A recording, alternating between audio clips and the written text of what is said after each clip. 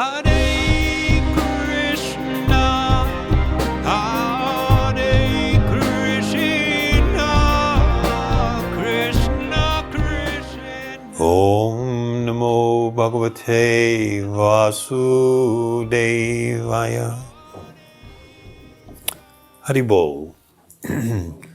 So I don't know what your degree of interest is in the topic or not, but what I was asked to speak on is fundamentally the mind and consciousness and solving the mysteries of the mind and consciousness. Everybody is aware that they're conscious or not. Yeah, we're experiencing awareness, a consciousness all the time. It's not like, but we don't often think very deeply about what that means. So it's a really big subject to discuss in a short period of time. Just checking the time here. I'll try not to run over time. So it's actually a really, really deep subject. So we're going to be just jumping over things quite quickly. I think there's a need for everybody to appreciate from the onset when we begin a conversation that all of us, we have these filters on. The way in which we see the world, the way in which we look at ourselves, the way in which we look at each other, the way in which we experience things is deeply influenced by what I'll describe as like filters. We have our own paradigms. Like, for instance, you can have 20 people in a room and somebody can speak for 5 minutes on a subject. And then you ask each of the people what they understood about the subject. And if you did it in isolation, you might get 20 different perspectives, right? And that's because of, like I say, we have a way of kind of a framework of seeing things. We have a state of consciousness that we exist in. So because of, some of the things that we'll go over quite quickly tonight, they may be challenging for some people. Like, what? And my kind request of you is not to just, if you hear something that's sort of like you're not familiar with, or not to just disregard it out of hand, but take it on board and thoughtfully consider it. In other words, be patient with me, please. Fundamentally, the word consciousness has, there's two ways that people understand consciousness. One is the act of knowing or of being aware, right? Like, this is not conscious. It may look like it is, but it's actually plastic. It looks like a real... there's a massive distinction between this and something we could find outside in the surroundings where there's an actual bush. Because even with plants, they manifest a form of consciousness. They respond. If I break the branch of a plant, it immediately seeks to protect itself. It moves sap into that area to seal off the exposed, broken part so it doesn't get infected with fungus or molds or viruses or bacteria, or other insects don't come and start gnawing on it and feeding it. So it has the mechanism of making sap rise and come out of that area to form a protection. And so when we're talking about consciousness here, you can see just from that example, we're going to look at it in a very broad way. Of course, the other way in which people understand the word consciousness, it's kind of like your state of mind, your state of thinking, your state of being, whatever's going on mentally is often described as your consciousness. Like somebody can be, young people, hormones raging, it's girl conscious or boy conscious. Somebody else can be, rugby racing and beer conscious. Somebody else is, whatever.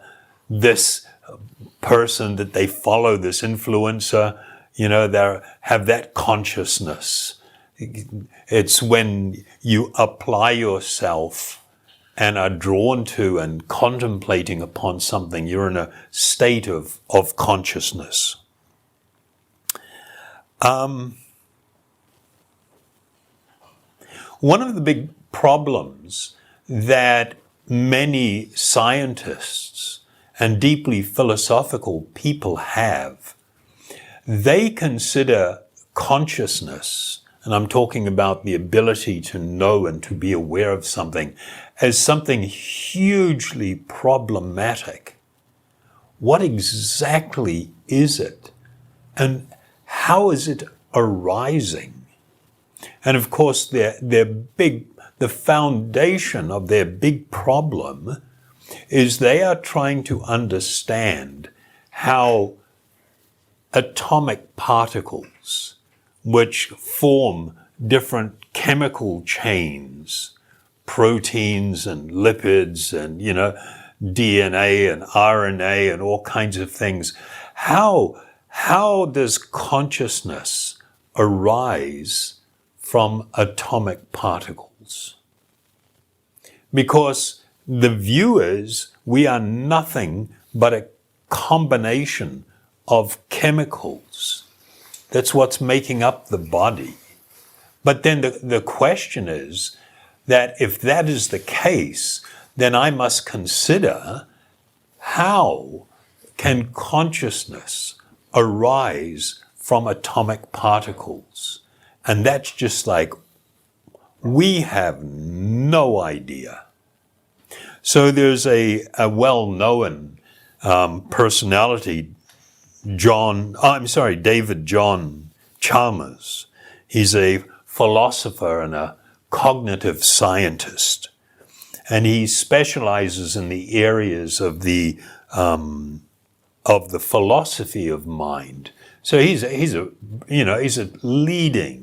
leading scientist in this field. And this is what he has stated about consciousness. And you can see how they find it so troubling. Consciousness poses the most baffling problems in the science of the mind. I mean, we don't even think like that because we just get on with stuff every day. We're experiencing consciousness, but we don't think about what's going on. Where is it really coming from? There is nothing that we know more intimately about than conscious experience. So we're intimately experiencing, conscious connections and things every day. Even when I stub my toe, that intense pain, it's kind of like I'm deeply involved consciously in that experience. But there is nothing that is harder to explain. All sorts of mental phenomena have yielded to scientific investigation in recent years, but consciousness has stubbornly resisted. Many have tried to explain it, but the explanations always seem to fall short of the target. Some have been led to propose that the problem is intractable and that there is no good explanation that can be given. So this is problematic. when you want to explore something, but you become closed to all possibilities. And what I mean by that, if you do not accept the idea that there is more in this world that we're experiencing than just atomic particles and chemicals, that there is in fact something else. There is another form of energy whose quality is consciousness. And we're talking about spiritual energy as opposed to just the idea of there only being one form of energy, material energy in general. So in more recent times, in the mid-90s, there was one guy that's doing massive amounts of research, and he's considered a leading authority. He came up with the term, the hard problem of consciousness, explaining it and understanding it and how it can arise from chemicals and atomic reactions. It's sort of like, for them, a really, really hard problem. And that's because it is a really hard problem. It's so hard that it's impossible. So he said the hard problem of consciousness is the problem of explaining why any physical state is conscious rather than unconscious. So in his mind, me sitting here, this body moving, it's manifesting consciousness. But if you just look at the body alone, it's just made of chemicals and atoms. But over here, I've got a glass with something in it. It's also made of similar chemicals and atoms. How come this thing is manifesting consciousness, but this thing is not? They find that hugely problematic. And so they call it the hard problem of consciousness. So some early philosophers in this field have proposed that consciousness arises from the mind, which they would describe as non-material. Again, from the Vedic and yogic perspective, we have a problem with that. Because the understanding, and we'll get to this shortly, the mind is actually considered in yogic philosophy as a form of material energy. But these group of scientists, people in this school of thinking, they think that, the gross physical body is material, but the mind, which cannot be seen, it cannot be touched, you can't measure it, you can't do any of these things with it. Therefore, they consider it as non-material. And they would refer to the mind as non-material. Another quote I have here from a leading authority: consciousness remains one of the hardest mental phenomena to pin down precisely. So right away, it's just like they're closing the doors on possibility because they're defining consciousness as being a mental phenomena. Whereas we are going to learn tonight that actually it's not a mental phenomena, that the mind can function because there is another influence, a spiritual influence that gives it, I will say, life. It doesn't really have life, but it's as if it has life. So he goes on, yet consciousness is an extremely familiar mental phenomena, given that we all know directly what it is like to be conscious. Anybody here ever had hardcore, heavy-duty general anesthesia?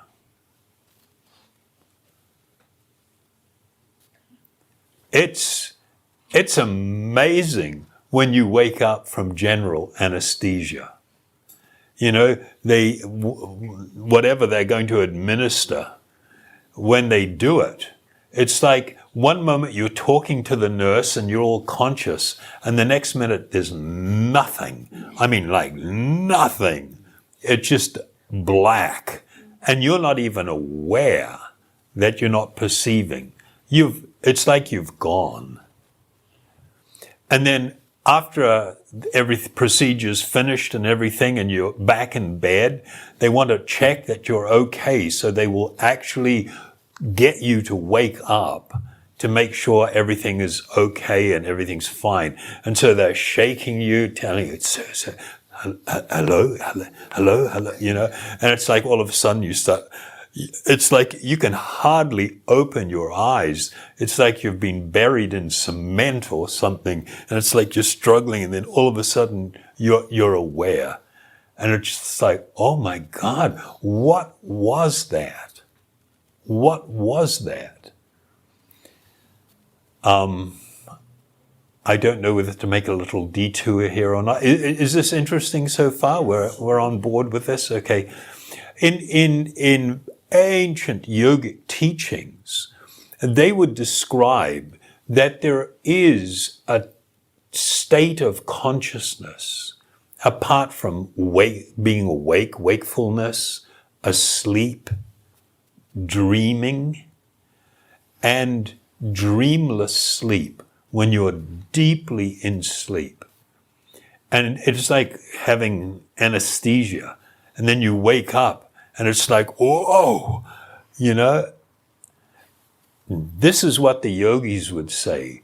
The fact that you are aware that you weren't dreaming and your mind wasn't active indicates that some conscious part of you is completely different than your mind and your body. And it is experiencing these things. So they use that as a form of proof. And I think that that's incredibly convincing, that there's something more to it than just the mind completely blacking out and no longer functioning. So, you know, as I mentioned, he keeps referring to consciousness as a mental phenomena. This word phenomena, it means an observable fact or event. It is an object or aspect known through the senses rather than by thought or intuition. So the point I'm just trying to make here is that they consider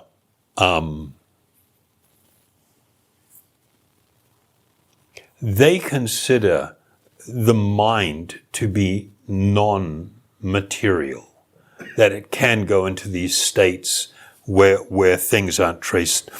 So some people, and I'll quote their own words, suggest that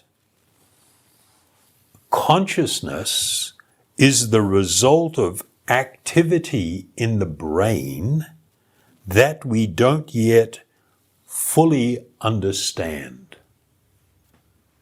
That's the fundamental thought they have.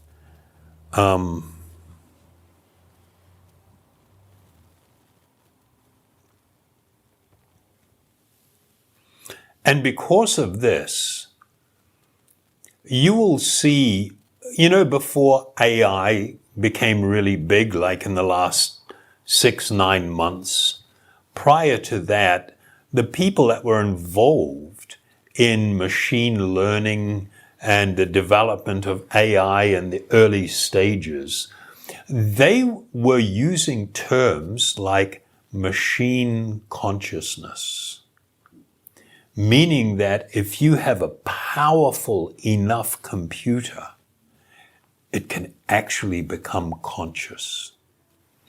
Our proposition, of course, is that no, a machine cannot become conscious. That consciousness is a quality of the spiritual being temporarily residing within the body. So the Vedic or the yogic perspective understanding is this: you are an eternal spiritual being. You have taken up residence in this body for whatever reason. You are residing within the body for a limited period of time. In due course of time, that body will experience death. You do not die, you cannot die, you leave the body and go somewhere else. The body and what you witness now manifests as death, and there is no consciousness. So the Vedic term for consciousness, and I'm talking about the ability to know and to be aware, it's called chit, C-I-T, chit. Sometimes they will use the word chitta, C-I-T-T-A, but that term can also be used for the mind in certain circumstance. But the term fundamentally means to know or to be aware. And the spiritual being, in Sanskrit, the terminology for the spiritual being is ātmā. This word ātmā literally means the self. And it is described that the self, the spiritual entity, the spiritual being, spiritual person, it has a number of qualities, but three important ones. In Sanskrit is Sat, Chit, Ananda. So Sat means that it is eternal. It can never be destroyed. There will be no time when it doesn't exist. Chit is often translated as knowledge.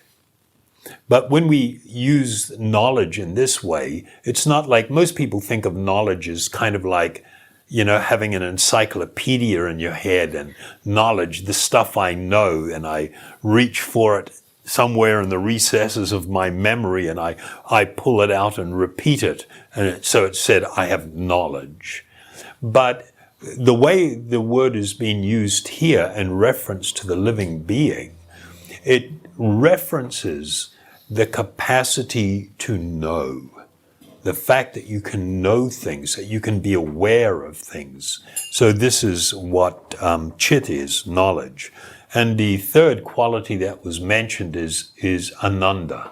Ananda means a great and profound experience of divine blissfulness and happiness, which is the natural condition of the soul. This spiritual being, meaning you and I, we actually have two bodies. We are covered by this gross physical body you can see, and another subtle body. Both of them are considered material. So you've got a material gross physical body and a material subtle body. So just to sort of, when I put the talk out, I'll probably have a few graphics there to make it simple. And what you would have is kind of like a kid's drawing of a head and arms and legs, a body. And that's the gross physical body. The Sanskrit term for this is sthula sarira. And if we want to do it graphically and just to try and help in appreciation, that external form, within it, there is a spiritual being. That is the ātmā, or the self. That spiritual being, though, has this second and invisible covering. This invisible covering is called the subtle body. In Sanskrit, this is linga sarira. This subtle body, and we won't get into detail, but I'll just let you know, is comprised of three things. The first covering of the soul, or the spirit soul, the spiritual being, is what is called the ahankara. The ahankara means the false ego, the false ideas of self. And when we say that, think about this for a second. If we ask the average person to identify themselves, tell me who you are, they will instantly rattle off labels for the body. I am male, or I am female, or something else these days. I have of this age, which is the age of the body. I am from this racial group, this racial extraction. Again, a label on the body. I am tall, short, thin, fat, whatever. I rattle off all these labels that describe the body, and I say, that's who I am. And I'm utterly convinced of that, and my whole life is dedicated to looking for happiness, for looking for love, for looking for permanence, everything only in relation to the body. And of course, that's a disaster, because as soon as you leave that body behind, then all those relationships and all those assets that were acquired and all the comfort of the home that you had is all gone. And you move on and start all over again. So this idea of false identity is profound, and it really affects us and is the foundation for all, not some or most, all suffering and unhappiness in this world. Again, we're just passing over things very quickly. So this is the first kind of like subtle covering of the spirit soul.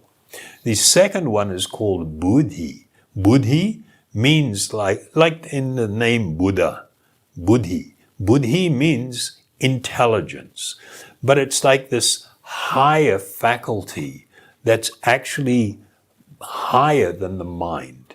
And what do we mean by that? Like you get into some argument with someone, or you have a fearful experience, or whatever. You get into a situation, let's do an anger thing, and you're confronted, and immediately you feel all of the emotions rise, and your mind is like, and you're going to respond, and you're going to react, and you're going to say things that hurt. And you hear a little voice almost that goes, don't do it. Don't say it. Don't do it. But it's like you do it anyway. The fact that even in a moment of heightened emotions, positive or negative, that there is some faculty that can actually still direct you and has not been swept away by the emotions, indicates that it is different from and is superior to the mind. Then the third part of the subtle body is comprised primarily of the mind. Consciousness is the quality of the ātmā. It is not the quality of atoms and chemicals. Consciousness is the quality of the spiritual being. The symptom by which we can know that a spiritual being is present is when we see life. Life doesn't arise from material elements. This microphone is never going to come to life. It can't come to life. It's just material energy. When we witness the presence of life, even in lower life forms, insects, birds, animals, plants, it means there is an ātmā, a spiritual being present. And we know that because life is manifest, the quality or the symptom of life, and the quality that all ātmas have is consciousness. That's why even insects resist. They resist heat. You try to harm them, they will resist. An animal will resist any attempt to harm because there is consciousness there. So, this is a series on the Bhagavad-gītā, but the Bhagavad-gītā actually doesn't say very much about consciousness. And part of the reason it doesn't say very much is because in the time that it was spoken 5,000 years ago, everybody, practically everybody, knew this to be a fact. So it was not something you had to, like now I'm going through all of the things, we're talking about examples and everything, because we don't have that knowledge. And in that time that the Bhagavad-gītā was spoken 5,000 years ago, all the people in that society, or pretty much all of them, had this awareness. So the statements that are made, we have Lord Krishna speaking to Arjuna, who he addresses the son of Bharata. As the sun alone illuminates all this universe, so does the living entity, the one within the body, illuminate the entire body by consciousness. Okay? And then that's it. There's no more major discussions about it. Krishna was just reminding Arjuna of this truth because he was losing the plot. He was, overwhelmed with this massive war that was going to take place, and he was there on a battlefield. So in another verse that supports this also, know that which pervades the entire body is indestructible. No one is able to destroy the imperishable soul. He is just making this statement that the spiritual being is imperishable. It cannot be killed. It cannot die. It does not become transformed, and it pervades the entire body. The reason that you can feel a pinprick in your toe if you stub your toe, and feel something, touching you in the top of your head, is because the living being, the consciousness, is lent to the body and pervades the entire body. So while the Bhagavad-gītā doesn't deal with consciousness per se in any great detail, there are many hundreds of other texts that speak about it. One example, this is from what's called the Mundaka Upanishad. The soul, or the ātmā or self, is atomic in size and can be perceived by perfect intelligence. If person cultivates spiritual intelligence, they can directly perceive the ātmā.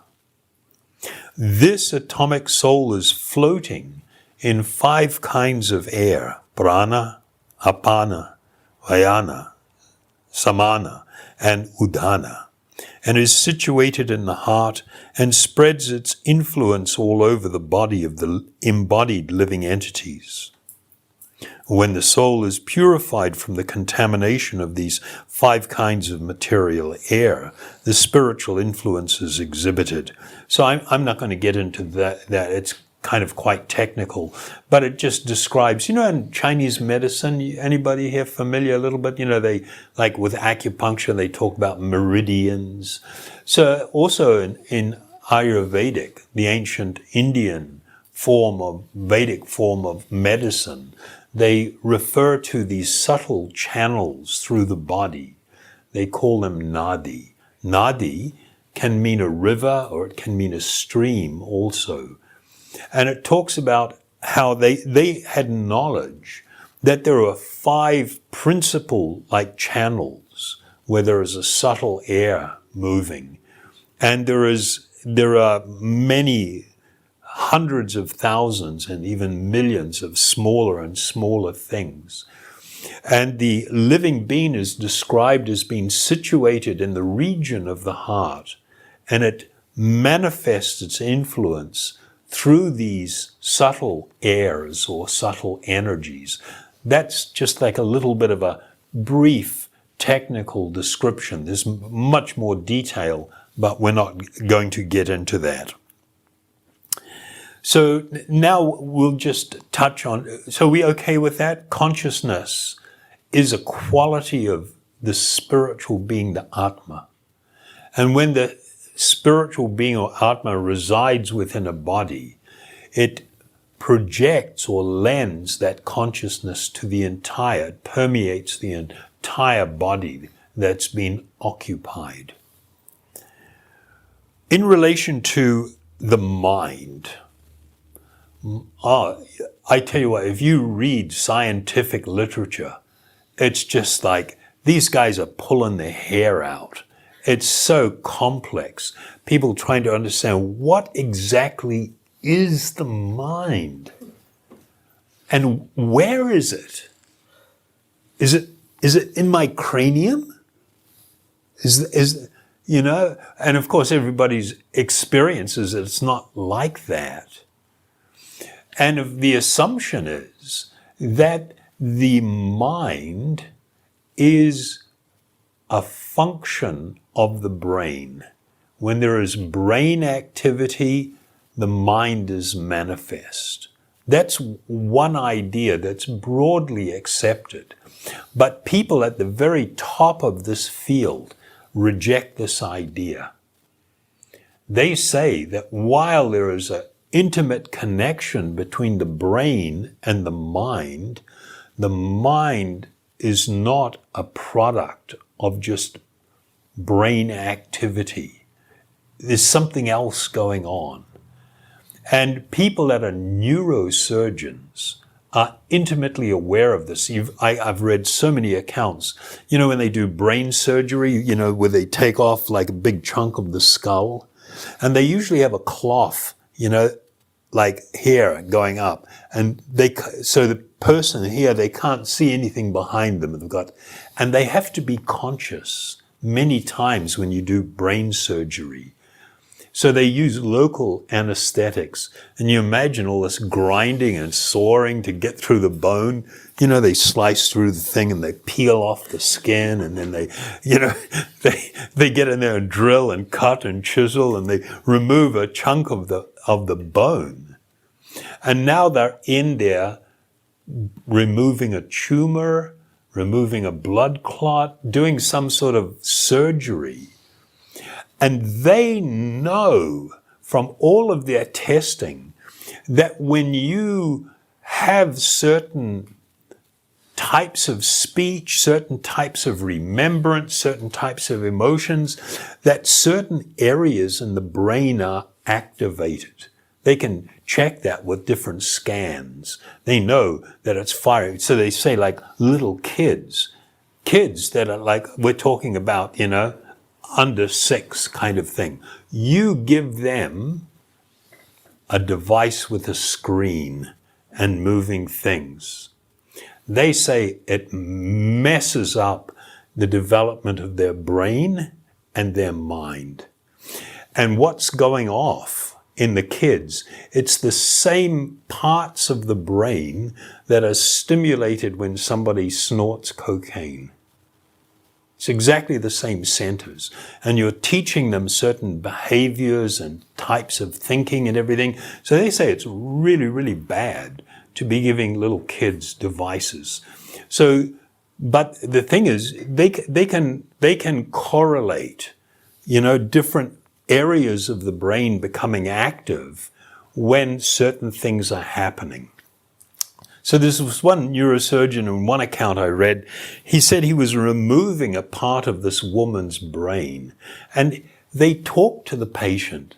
Everything okay? What did you do yesterday? How did the holiday go? They just constantly engage. And the person's talking, and they'll sometimes ask, do you feel anything? And no, I can't feel anything, but I can hear these noises and stuff. But no, I'm okay. And they're talking away.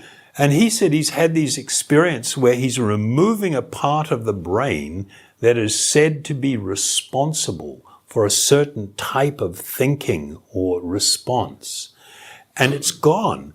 And the person's still talking about something that, and dealing with something that's not meant to be there anymore because that part of the brain is gone. And he said he's had so many of these experiences. He utterly is convinced that the mind is different from the brain. A very famous neuroscientist says, neuroscientists have identified a number of neural correlates of consciousness. So that's what I'm talking about, how when you experience something and remember something or do something, how there's a correlation with some part of your brain doing something. Brain states associated with specific mental states, but they have not explained how matter forms minds in the first place. So they say the scientists can figure out that, yes, when your mind is in a certain state or doing something, it correlates to certain activity in the brain. They know there's a correlation, but they have not yet been able to explain how matter, that gray matter in your head, that material energy, how it forms the mind in the first place. No idea. No idea. So we take a lot of things in relation to the mind for granted. You're sitting there looking at me right now, right? At least I take it you are. When I ask the question, how is it that you are seeing? Almost everyone will say, well, because I've got my eyes open, stupid. My eyes are open, so I'm seeing. What if I tell you that your eyes don't actually see? Your eyes are like lenses. And there is light hitting my body. When there's no light, it's pitch dark. If you can see something, it's because light is hitting it and it's hitting your eye. It's going into your eye. When that light enters your eye, it goes through a focusing mechanism, and then it hits at the back of the eyeball photosensitive cells. Those photosensitive cells are then agitated by the light and give off an electrical impulse. That electrical impulse travels down the optic nerve to the visual cortex of the brain. And when it reaches a visual cortex, it sends out all of these electrical and chemical reactions in that part of your brain. And that is what's called seeing. So my question is, where is the picture?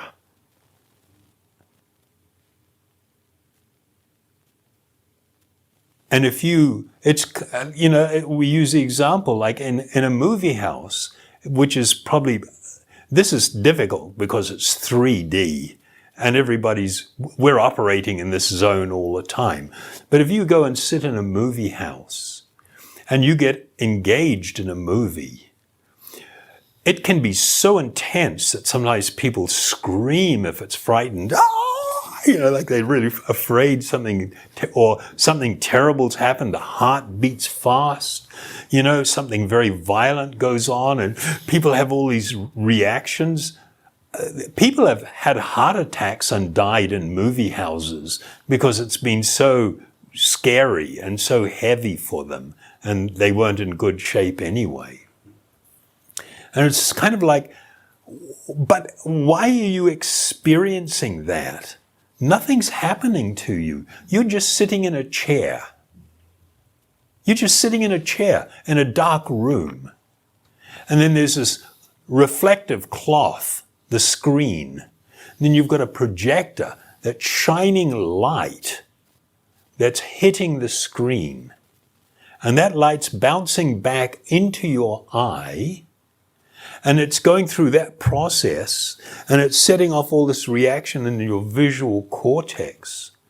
And it's like, so where's the picture in that process? If I look at a butterfly, and it registers in my visual cortex, where is the picture and who is seeing it? Who is looking at that picture? Wow. Is that far out or not? Sorry, this is probably going to mess up your night. You go home and think about this, it's kind of like, whoa, what's this? We're just used to operating in a certain way. We take so much for granted. We don't understand how things are working. It's not necessary to understand this. But there can be great value in understanding it. So in yogic teaching and practice, one of the big things that was always asked is where is or who is the seer? Who is the seer? It's not your eyes. They're just globs of gelatinous stuff that's allowing light to pass through. That's stimulating the optic nerve. The optic nerve is stimulating the visual cortex. Where is the picture and who's seeing it? Who's the actual seer? They would get really into meditating upon this process to discover the actual seer. In Sanskrit, this is called drishya or drishta. They have different variations of this word.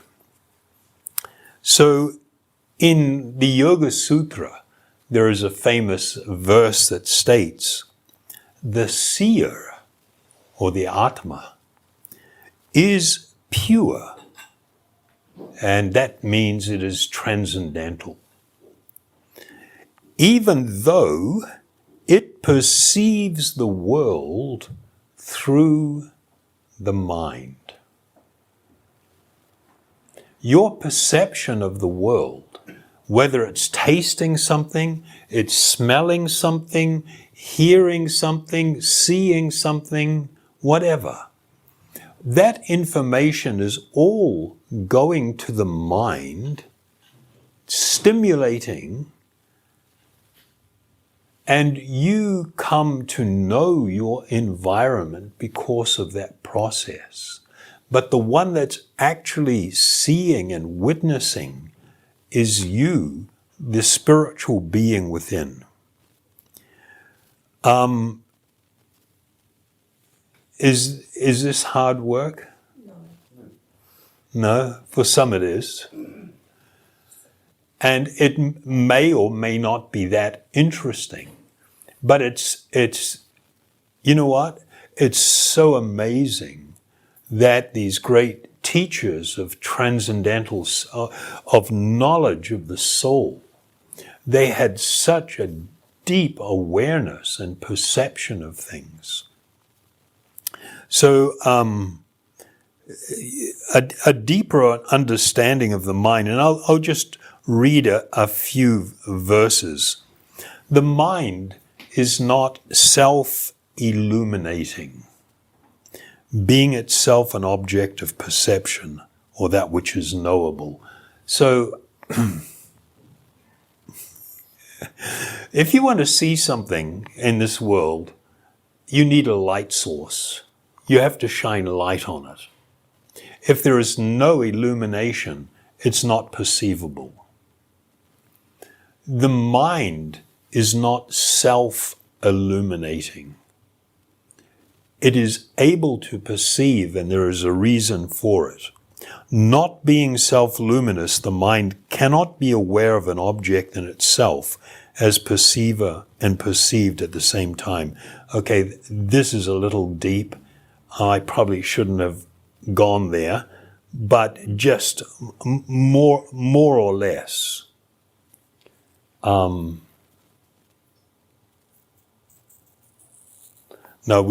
I'm not going to go into that because it's a bit technical. I'll read another verse. The pure and transcendental consciousness of the ātmā, or the self, is unchangeable. When the mind receives the reflection of that consciousness, it is able to perceive and appears like the seer. So this basic statement is this: you are the spiritual being. In your current state, you may have no awareness of your true spiritual, who you are. Like I said, everybody is completely lost in the body, relating to that as being who they truly are. But when a living being is present within a body, it lends consciousness to the mind, and it lends consciousness to the body, so that the body appears as if it's alive on its own, and the mind appears to be active and able to comprehend things and do things because of the energy in the form of consciousness that has been lent to it by the ātmā.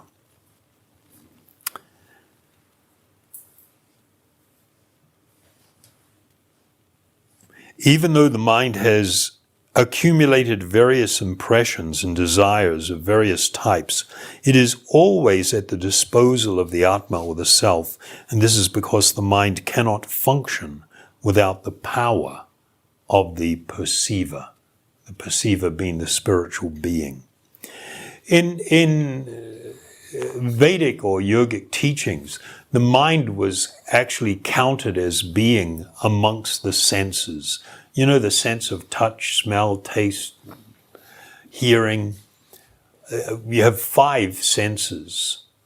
But all of the information that's coming through the senses, and it is literally gigabytes of information every second, is pouring in. And it all pours into the mind. And so the mind, because it is the repository of all information coming from the senses, was considered to be the 6th sense.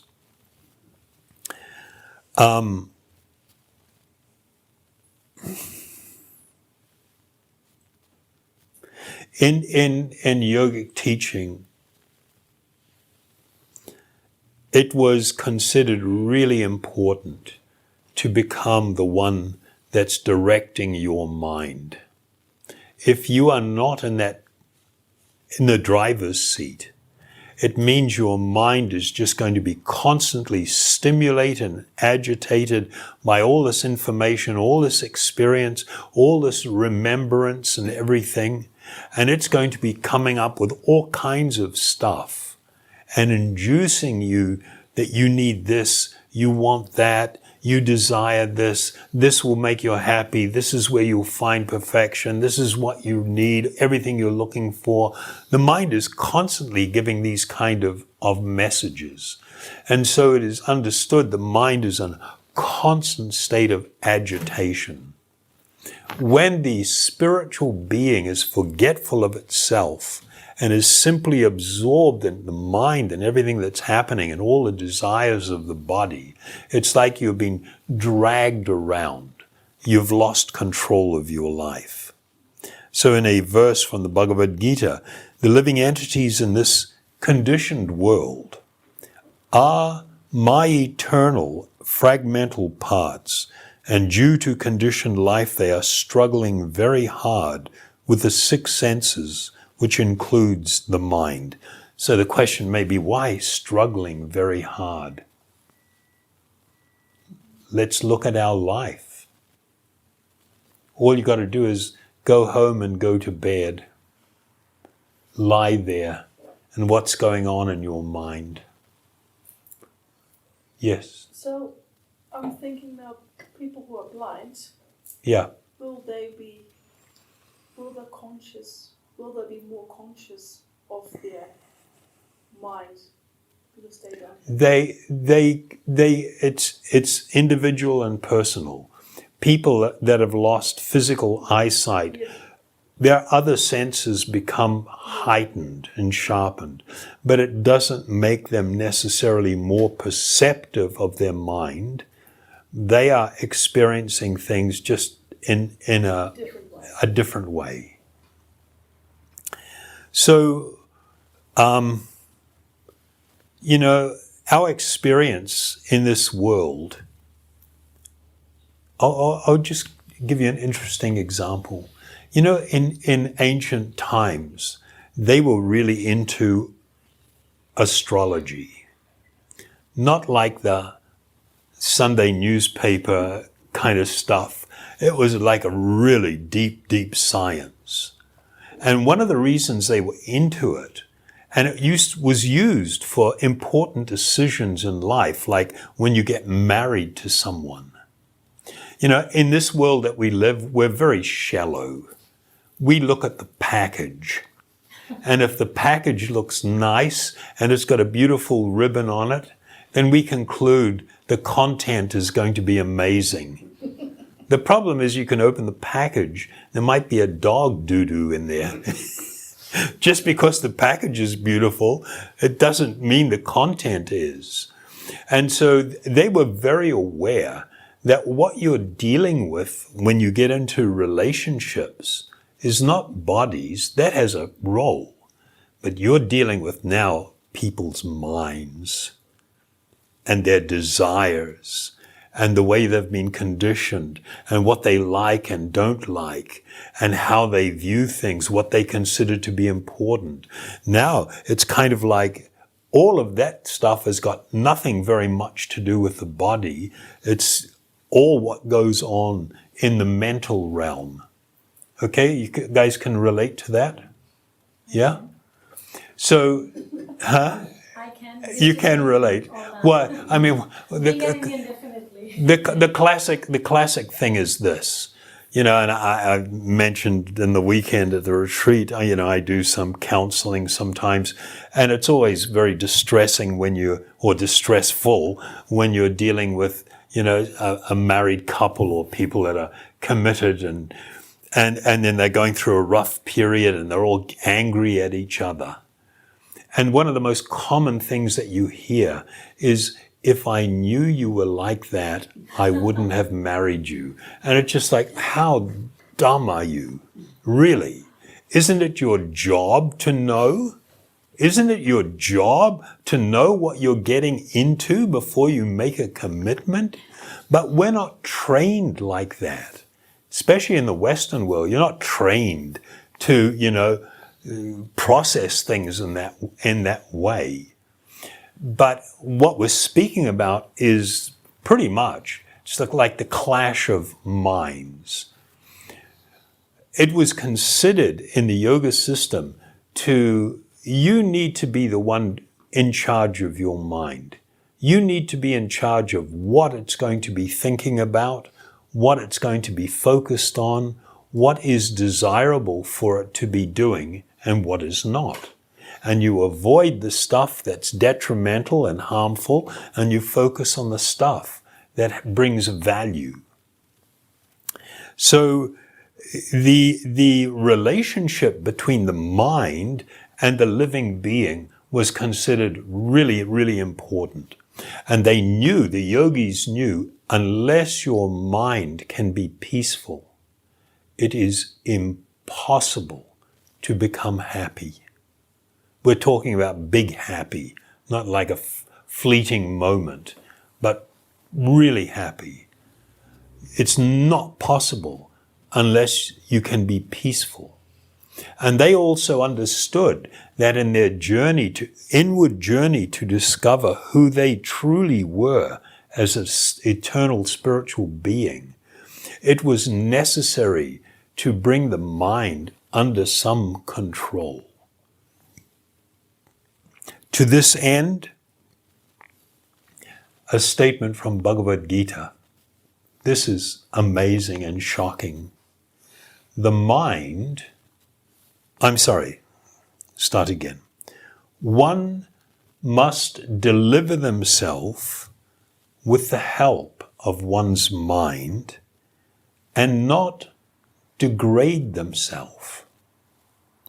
The mind is the friend of the conditioned soul and his enemy as well. For one who has conquered the mind is the best of friends. But for one who has failed to do so, the mind will remain the greatest enemy. That's a shocking statement. The idea that your own mind, that thing that you cuddle up to and you dive into and you believe, whatever's going on in your mind, you believe it. You embrace it, just because your mind's telling you that. And it may not even be true. And one that falls victim to their mind, the mind is considered the greatest enemy. And we know this from people that suffer deep and profound depression or have suicidal type thoughts and things. That the mind, if it becomes controlled by envy, by jealousy, by anger, by all of these negative traits, it can completely destroy your life just by following your mind. And we know this also with drug addiction and alcohol dependency. It's like people feel, I don't have control. Just because my mind is demanding that I take the next drink or smoke the next hit of what do they call it here? What do they call meth? P. Huh? P. Yeah. Where I used to live, they call shabu. So I was in another world there for a minute. The dependency. And when you just continue, there's a physical addiction aspect to it, but it's primarily mental.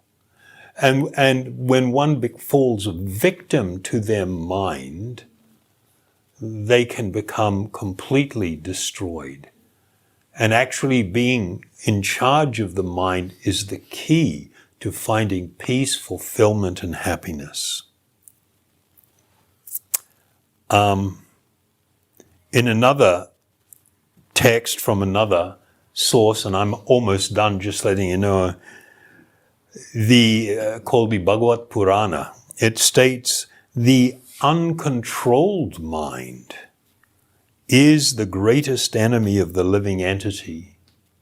And if one neglects it, meaning you don't try to control it, when one neglects it or gives it a chance, it will grow more and more powerful and become victorious. Although not factual, it is very strong and it covers the constitutional position of the ātmā. That's a deep idea. I'll just throw that one out there for your consideration.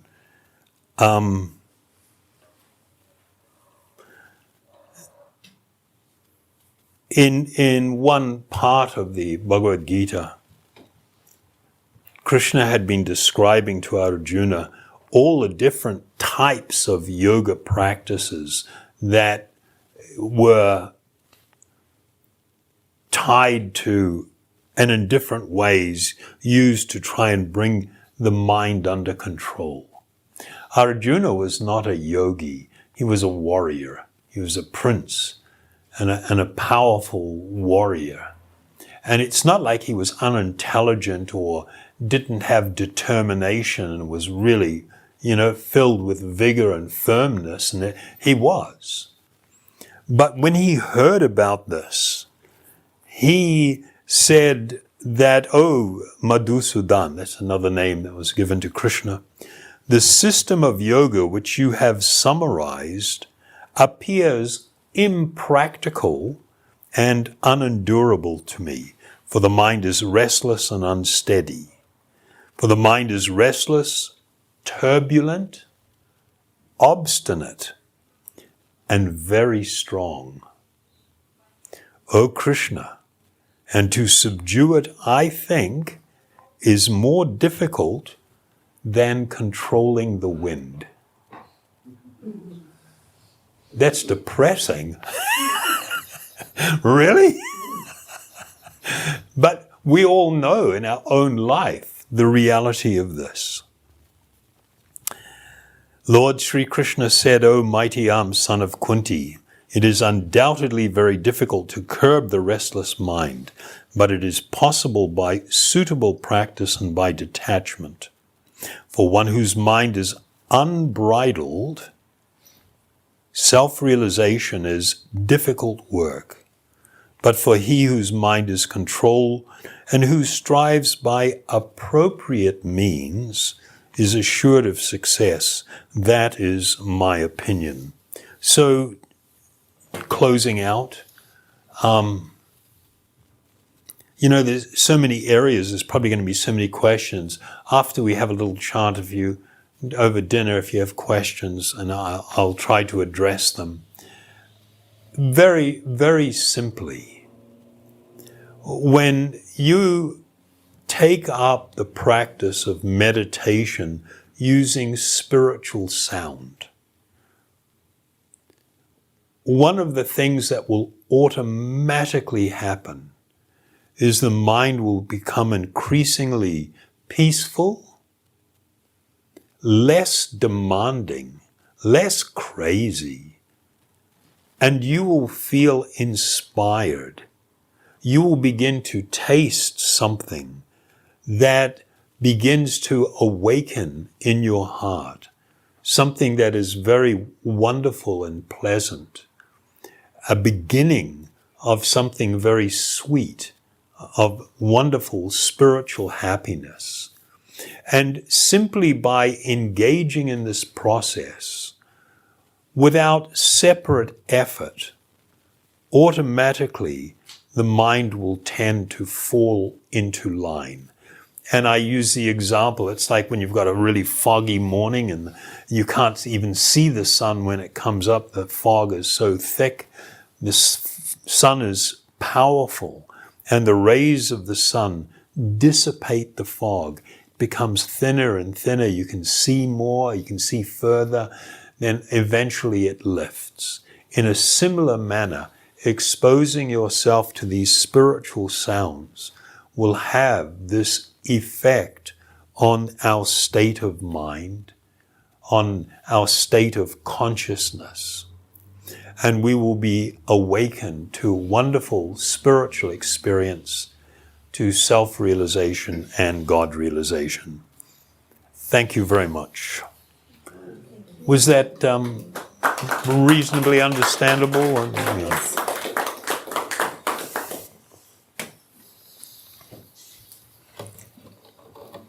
So I will chant the mantra, that one up there, Om Hari Om. So I'll chant it twice and then you can follow.